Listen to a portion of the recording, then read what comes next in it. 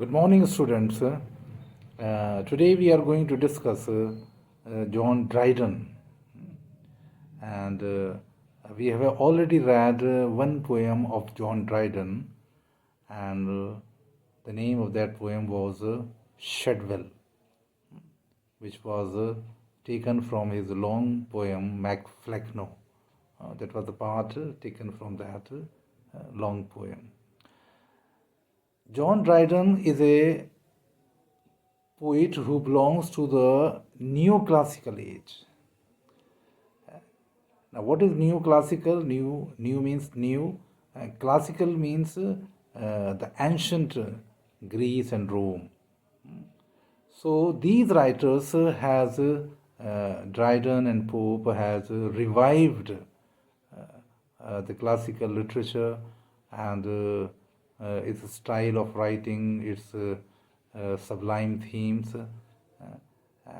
So they have revived that tradition of ancient Greece.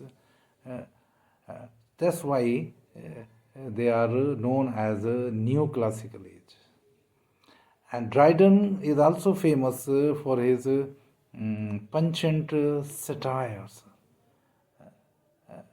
And he has written perfect satires in which there is so much, you can say that the person is totally deflated. And he has very indirectly, quite indirectly, he has made fun of his opponents. Sometimes his satire becomes very coarse, very unusual, but most of the times it is very up to the mark. So Dryden was a man of letters. He was a very learned man. It was a time, and in his lifetime there was a political controversy, and he supported with his pen many parties, and that's why that he was also lost the poet laureateship. But today we are going to discuss a very important poem, a very famous poem of John Dryden, and which is quite unique.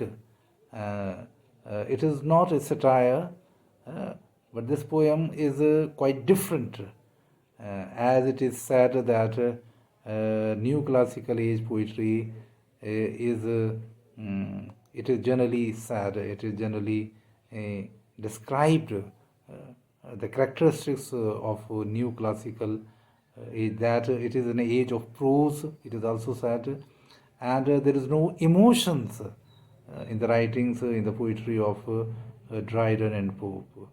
But exceptionally, this poem, what is the poem? Alexander Feast. This poem is exceptional in that because it is also, there is a reason, at the same time there is a flowing of emotions. Different kind of emotions are described, particularly the love feelings, the anger, repentance. All these kinds of feelings are described in this poem. Now, there is also a subtitle of the poem Alexander Feast, and the subtitle of the poem is The Power of Music. The power of music, you can say. Just look at the power of music. It clearly expresses the subject of the poem.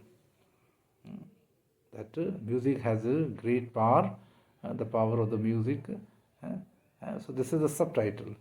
10 years earlier, Dryden had written a very famous poem, a song on Saint Cecilia's days. In that poem, he has commemorated, he has written in honor of Saint Cecilia.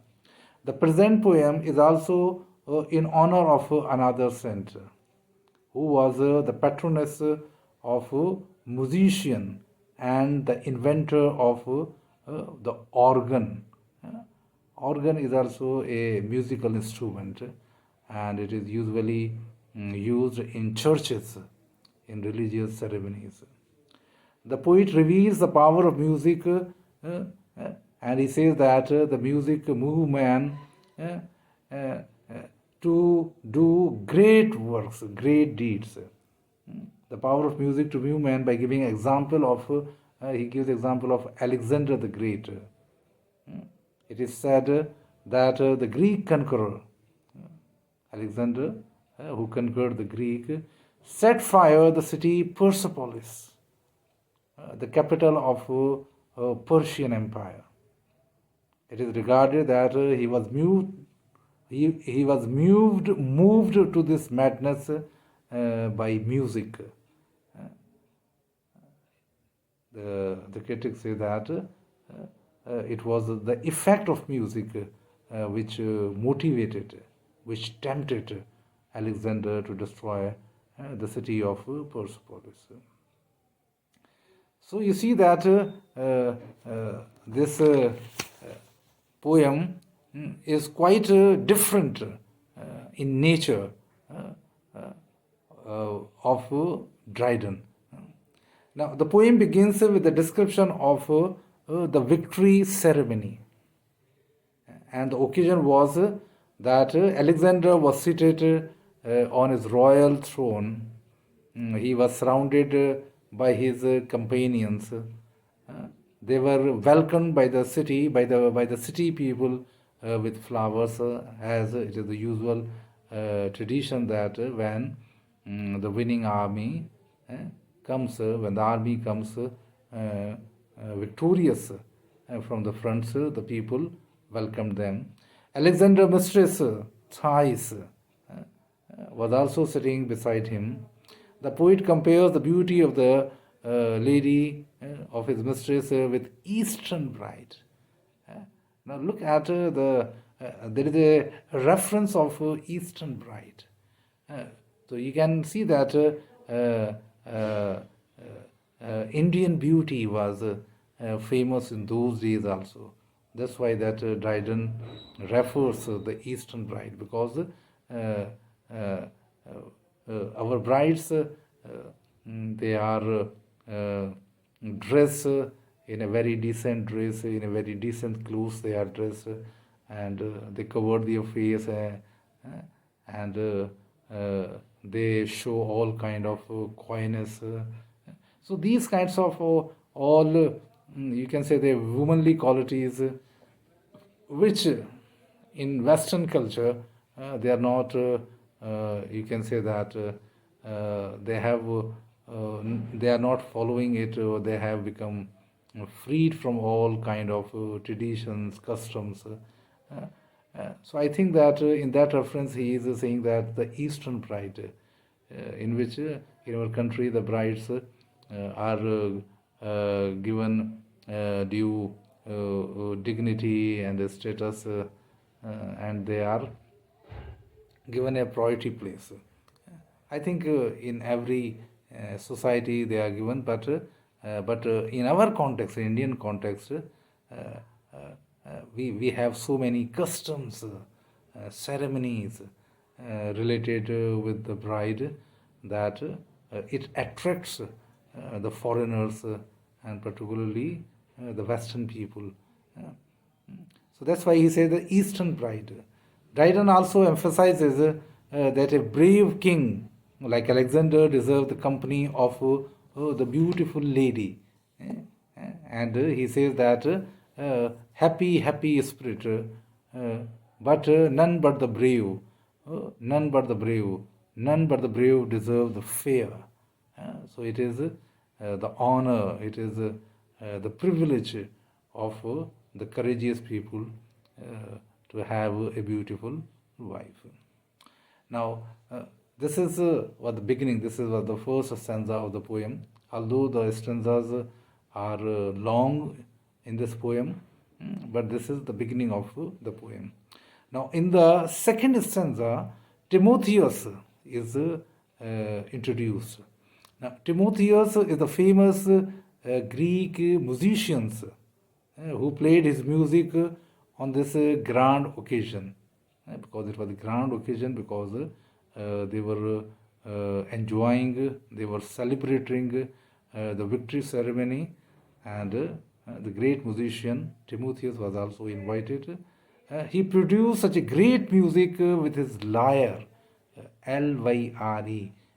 The lyre is also a musical instrument that its sounds reach to the heaven.